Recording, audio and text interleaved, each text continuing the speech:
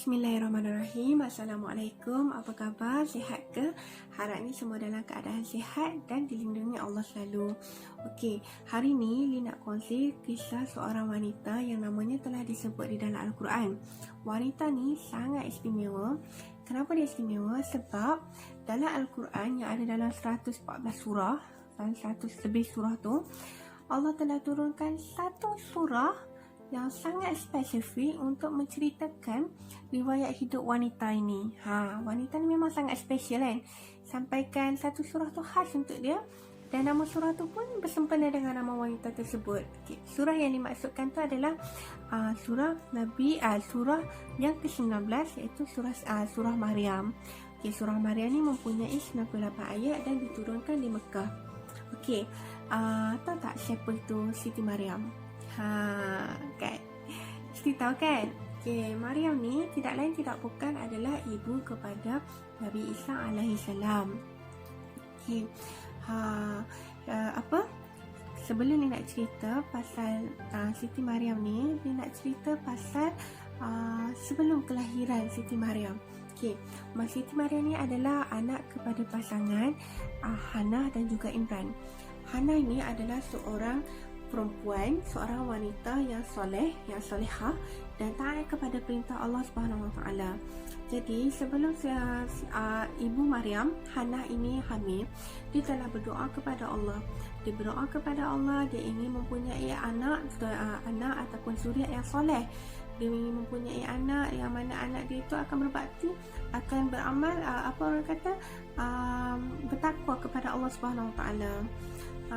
Jadi Hannah ni telah berdoa kepada Allah tanpa putus asa sampailah Allah memakbulkan doanya dan Hannah itu telah hamil.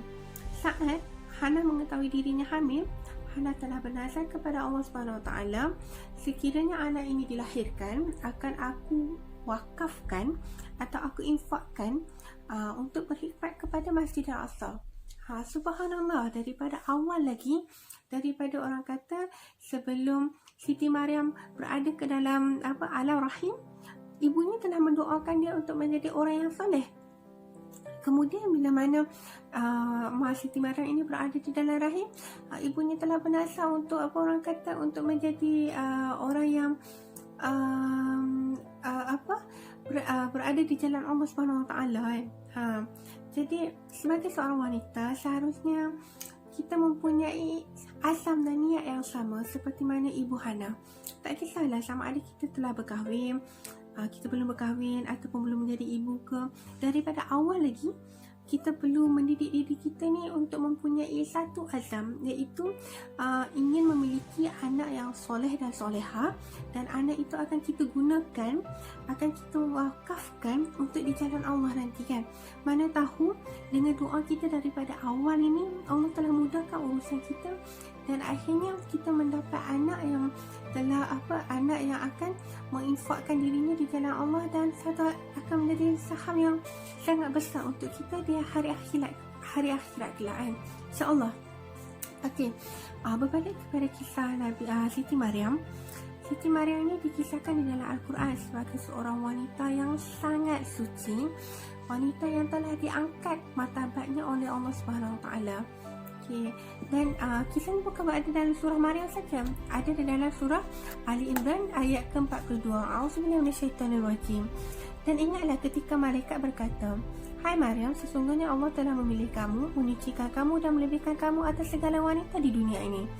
Ayat ini saja telah menunjukkan bahawa Allah itu mengangkat Siti Maryam sebagai wanita yang sangat mulia di muka bumi ini. Dan apa kelebihan, apa amalan yang telah dilakukan oleh Siti Maryam sampai Allah memuliakan dia sebegitu rupa kan. Jadinya si Hannah ni, bila saat mana dia melahirkan Siti Maryam, dia telah menunaikan apa yang dinazarkannya kepada Allah. Dia telah menyerahkan Siti Maryam kepada Nabi Zakaria alaihi salam untuk memberi didikan agama dan seterusnya untuk melatih Siti Maryam ini untuk berkhidmat kepada Masjidil Aqsa. Jadi daripada awal lagi mendapat didikan agama yang mantap Siti Maryam ni. Dia telah berdewasa dengan daripada orang kata akhlaknya tu daripada awal telah dibentuk untuk taat dan patuh kepada perintah Allah SWT. Antara amalan yang kerap dilakukan oleh Siti Maryam adalah dia sering mengasingkan dirinya, beruzlah daripada keluarga dan masyarakat hanya untuk beribadah, mengabdikan dirinya kepada Allah SWT. Betapa kerapnya Siti Maryam ni mengabdikan dirinya kepada Allah, beruzlah ni, sehingga Nabi Zakaria sebagai penjaga kepada Siti Maryam berasa risau tentang makan pakai dia. Yalah, sebagai penjaga kan, kalau kita pun risau anak kita dekat asrama makan ke tidak, cukup ke tidak kan. Itulah juga perasaan Nabi Zakaria ni, dia risau sebab Siti Maryam ni dia kerap sangat beruzlah. Siapa yang sediakan makan pakai dia ni? Jadi satu hari Nabi Zakaria pun pergilah menziarah Maryam ni di tempat Siti Maryam beribadah kepada Allah. Dan Nabi Zakaria terkejut melihat makanan yang begitu istimewa di dalam kamar Siti Maryam. Lepas tu Nabi Zakaria pun tanya dekat Maryam, daripada mana makanan-makanan ni datang kan? Sebab makanan ni makanan yang luar biasa, makanan yang tak ada pada waktu tu. Jadi Maryam ni pun berkata, sesungguhnya rezeki itu datang daripada Allah SWT. Itu antara kisah kisah orang kata kisah yang hebat lah. Bukan calon-calon orang yang akan mendapat keistimewaan tu daripada Allah SWT kan. Itu kisah yang pertama. Kisah yang kedua adalah kisah di mana kita semua tahu Nabi Isa alaihissalam dilahirkan tanpa seorang ayah. Nabi Isa alaihissalam dilahirkan tanpa air mani kan, daripada seorang lelaki ya. Dan Siti Maryam ni sebagai wanita, Siti Maryam ni merupakan wanita yang solehah dan juga seorang perawan, mempunyai rupa paras yang cantik. Tetapi dia tak membiarkan dirinya itu menjadi godaan ataupun menjadi penyebab kata orang kalau perempuan ni cantik, itu adalah salah satu ujian daripada Allah SWT kan. Tapi Siti Maryam ni dia tak kalah dengan ujian tu.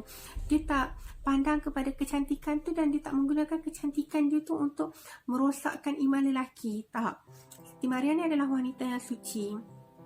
Jadi satu hari Allah telah perintahkan kepada malaikat untuk menjelmakan dirinya sebagai seorang lelaki dan bagi tahu kepada Maryam yang dia akan hamil kepada mengandungkan seorang anak lelaki. Okey.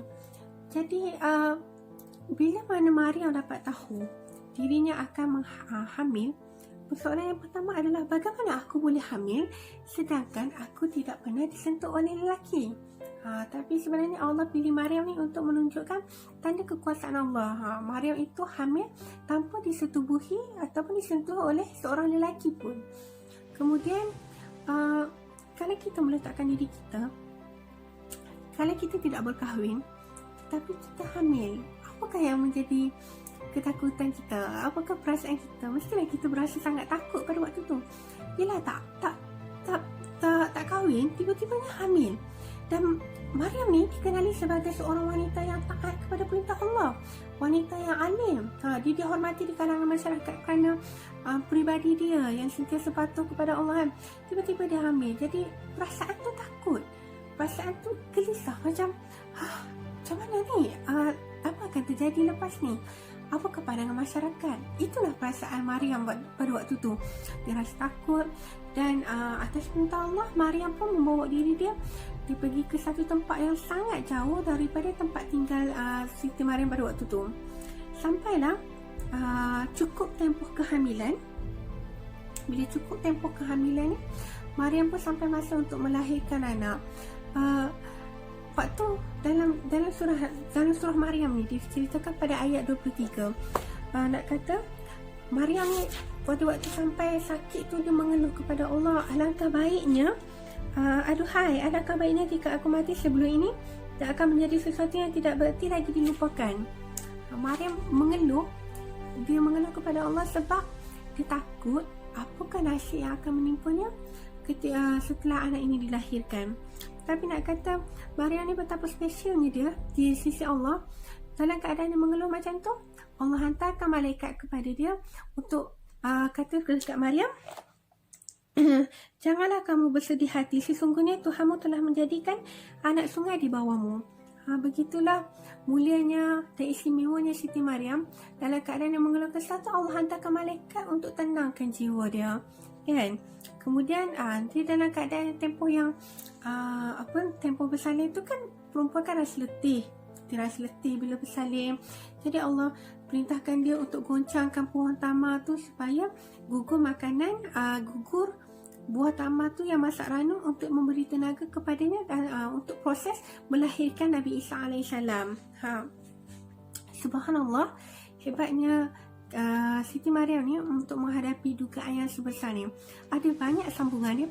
Sambungan daripada kisah Siti Maryam ni sangat panjang, tapi berhenti sampai dekat sini saja.